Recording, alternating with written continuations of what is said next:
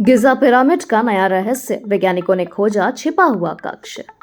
Cairo, दुनिया के 7 अजूबों में से एक गिजा पिरामिड एक बार फिर चर्चा का केंद्र बना है।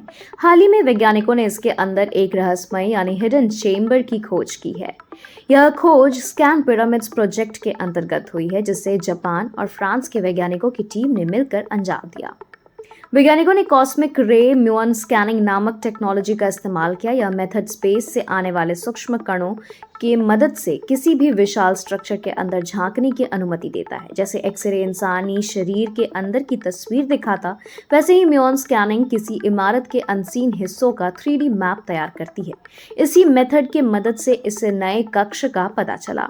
रिपोर्ट के अनुसार यह कक्ष लगभग 30 मीटर लंबा हो सकता है और यह पिरामिड के ग्रैंड गैलरी के ठीक ऊपर स्थित है। अब तक किसी हिस्टोरिकल रिकॉर्ड में इसका जिक्र नहीं है और न ही किसी एक्सप्लोरर ने इसे पहले देखा था। इसका मतलब है कि कक्ष हजारों साल से छिपा हुआ था। इस हिडन चेम्बर को लेकर थ्योरीज कई सारी सामने आई हैं। कुछ वैज्ञानिकों का मानना है कि यह फिरौन के लिए एक सीक्रेट पैसेज या छिपा हुआ कमरा हो सकता है, जहां महत्वपूर्ण वस्तुएं रखी जाती हों। दूसरी राय यह है कि यह स्ट्रक्चरल डिजाइन का हिस्सा था, जिससे पिरामिड की स्टेबिलिटी बनी रहे। अभी तक इसका कोई स्पष्ट उत्तर नहीं मिला है, लेकिन इतना तय है कि यह खोज पुरातत्व जगत में नई बहस को जन्म दे रही है। गिजा पिरामिड अपने आकार और डिजाइन की सटीकता के कारण पहले से ही एक रहस्य बना हुआ है।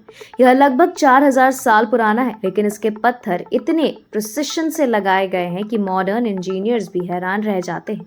अब इस छिपे कक्ष ने यह सवाल और बड़ा कर दिया है कि आखिर बिना मॉडर्न मशीन्स के उस दौर में इतनी विशाल इमारत कैसे बन गई होगी। वैज्ञानिकों ने साफ किया है कि वे इन्वेसिव मेथड्स का इस्तेमाल नहीं करेंगे। इसके बजाय वे और एडवांस्ड टेक्नोलॉजीज से इस कक्ष की डिटेल स्टडी करेंगे। आने वाले महीनों में उम्मीद है कि हमें पता चलेगा कि यह कक्ष किस उद्देश्य से बनाया गया था। यह खोज सिर्फ इतिहास के लिए नहीं, बल्कि मॉडर्न साइंस के लिए भी महत्वपूर्ण है।